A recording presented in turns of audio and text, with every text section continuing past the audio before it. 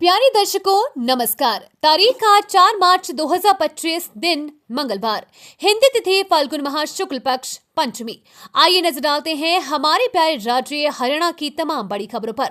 Video शुरू करने से पहले कमेंट बॉक्स में जय हिंद लिखकर हमें सपोर्ट करें और हाँ, वीडियो को पूरा जरूर देखें क्योंकि इस वीडियो में हम जानेंगे बिजली, पानी, मौसम, सरकार के नए नियम ऐलान। तो चलिए शुरू करते हैं।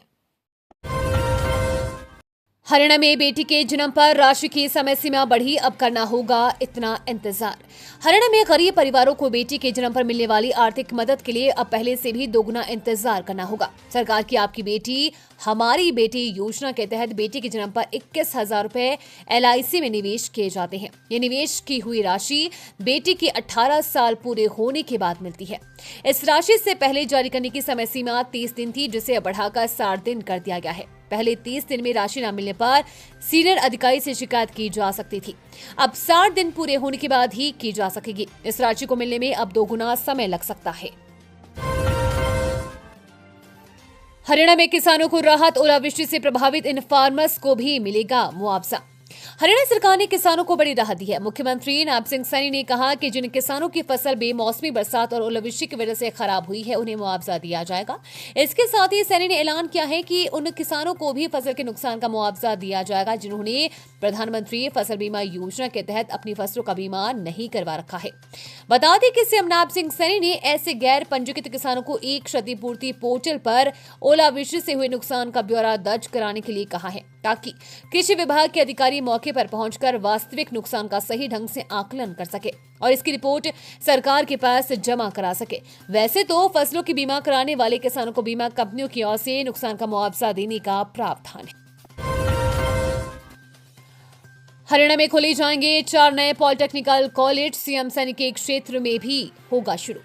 हरियाणा में 4 नए पॉलिटेक्निकल कॉलेज खुलने जा रहे हैं, जिसकी तैयारी टेक्निकल एजुकेशन विभाग ने पूरी कर ली है, जिसकी घोषणा विधानसभा बजट सत्र में की जाएगी। इनमें से एक कॉलेज तो सीएम सैनी के विधानसभा क्षेत्र लाडवा में खुलेगा, वहीं दूसरा शिक्षा मंत्री महिपाल ढांडा के गांव में कॉलेज खोलने की योजना है। बाकी 2 पटौदी और नारनौल में खोले जाएंगे। प्रदेश में फिलहाल 27 सरकारी और 3 सरकार से संबंधित पॉलिटेक्निकल कॉलेज है। 11 कॉलेज सोसाइटी द्वारा संचालित है, 127 प्राइवेट पॉलिटेक्निकल कॉलेज में भी है। इनमें करीब 35,000 विद्यार्थी पढ़ाई कर रहे हैं। नए कॉलेज खुलने से सीटों की संख्या बढ़ेगी। इन कॉलेजों में स्टाफ को नई टेक्नोलॉजी की ट्रेनिंग भी दी जाएगी। 2 घंटे का सफर इतने मिनट में होगा पूरा। इस एक्सप्रेसवे को लेकर आया अपडेट। नोएडा में बन रहे जेवर हाई अड्डे की देश के अन्य भागों से बेहतर कनेक्टिविटी के लिए सरकार नए एक्सप्रेसवे और हाईवे बना रही है। इसी कड़ी में फरीदाबाद से जेवर हवाई अड्डे तक की गई एक ग्रीनफील्ड एक्सप्रेसवे भी बनाया जा रहा है। एक एक्सप्रेसवे के 8.5 किलोमीटर लंबे एक सेक्शन को एलिवेटेड बनाने की मंजूरी मिल गई है। इस हिस्से को एलिवेटेड बनाने से परियोजना की कुल लागत लगभग 48% बढ़कर 2,450 करोड़ तक पहुंच सकती है। एलिवेटेड सेक्शन के लिए सेक्टर 65 के पास पिलर निर्माण का काम पहले ही शुरू हो चुका है। पीएम सूर्य घर योजना से जगमगा उठेंगे हरियाणा के ये जिले, लगाए जाएंगे 27,000 सौर ऊर्जा कनेक्शन। पीएम सूर्य घर योजना के तहत फरीदाबाद और पलवल में महत्वपूर्ण पहल शुरू की गई है। इस पहल के अंतर्गत 27,000 सौर ऊर्जा कनेक्शन लगाने का लक्ष्य रखा गया है, जिससे उपभोक्ताओं को मुफ्त बिजली दी जा सकेगी। बताया जा रहा है कि 3 किलोवाट तक के सौर ऊर्जा कनेक्शन पर 78,000 रुपए का अनुदान दिया जाएगा, जिससे इस योजना की पहुंच और भी व्यापक होगी। फरीदाबाद में विभिन्न वित्तीय वर्षों में कुल 19,435 कनेक्शन और पलवल में कुल 7,625 कनेक्शन देने की योजना है। ये योजना आगामी वित्तीय सालों में व्यापक रूप से लागू की जाएगी। फतेहाबाद में नकल रोकने को प्रशासन मुस्तैद, डीसी और एसपी ने कई स्कूलों में की चेकिंग। हरियाणा शिक्षा बोर्ड की 10th और 12th की परीक्षाओं को लेकर मुख्यमंत्री के आदेश के बाद प्रशासनिक अमला अब नकल रोकने को लेकर इस फील्ड में उतर गया है। आज नकल रोकने के लिए फतेहाबाद की डीसी और एसपी ने कई परीक्षा केंद्रों का दौरा किया। अधिकारियों ने शहर के साथ साथ ग्रामीण इलाकों के स्कूल भी चेकिंग की। इस दौरान फतेहाबाद के शहर थाना प्रभारी, जिला शिक्षा अधिकारी सहित कई अधिकारी भी मौजूद रहे। फतेहाबाद के डीसी और एसपी ने जिले के गांव भेड़िया, खेड़ा मनावली, चिंदड़, भीड़ाना और महमदपुर रोही और फतेहाबाद शहर के कई सरकारी और प्राइवेट स्कूलों में पहुंचकर चेकिंग की।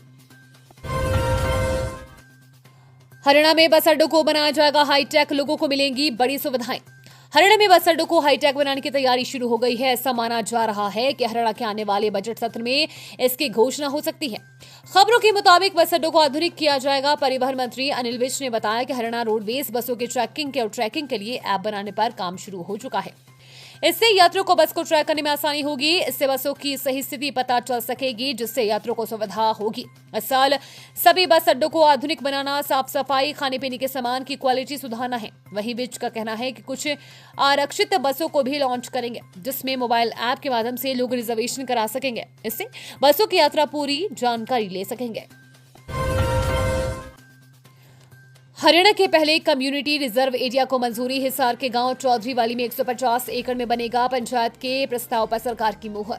हरियाणा में बिश्नोई समाज के वन्यजीव संरक्षण कार्यों को अब राज्य सरकार का भी सहयोग मिलेगा। इसके तहत राज्य सरकार ने हिसार में जिले के गांव में चौधरीवाली में सामुदायिक आरक्षित क्षेत्र घोषित किया है। इसमें हिरन, मोर, सांडा अर्थात स्पाइनल टैल लिजॉर्ड और मरुस्थलीय लोमड़ी, डेजर्ट फॉक्स, जंगली बिल्ली, गीदड़ और बहुत से पक्षियों व कछुओं जैसे वन्यजीवों के संरक्षण होगा।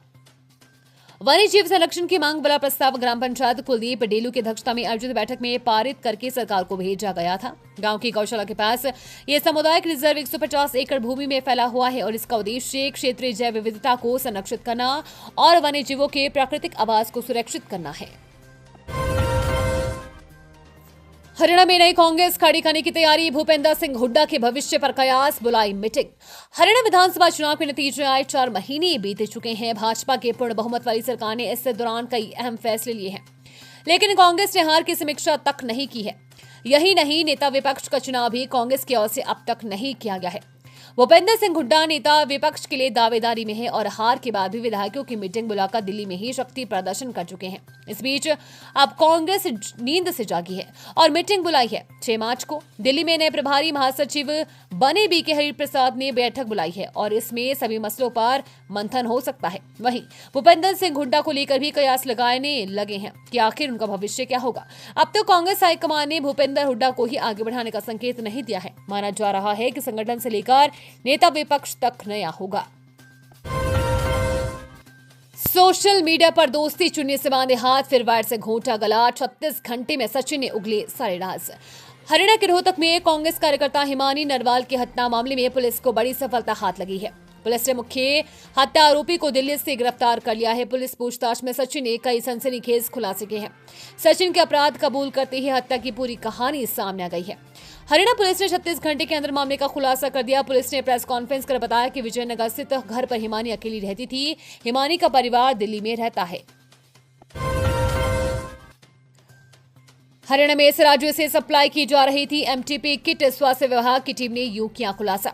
जींद में स्वास्थ्य विभाग की टीम ने गर्भपात की किट ऑनलाइन बेचने वाली एक फर्म को ट्रैक करके सिविल लाइन थाना में मामला दर्ज कराया है। यह फर्म खुलेआम एमटीपी किट सप्लाई कर रही थी। स्वास्थ्य विभाग की टीम ने प्लान के तहत ट्रैक किया और पुलिस केस करवाया। इस मामले में फिलहाल पुलिस जांच कर रही है।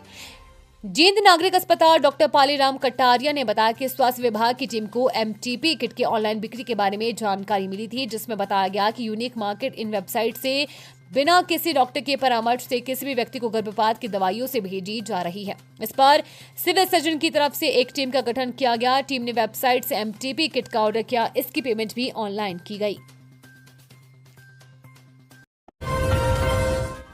ये थी आज की फटाफट खबरें। हम मिलेंगे अगले बुलेटिन में, तब तक के लिए धन्यवाद और जय हिंद।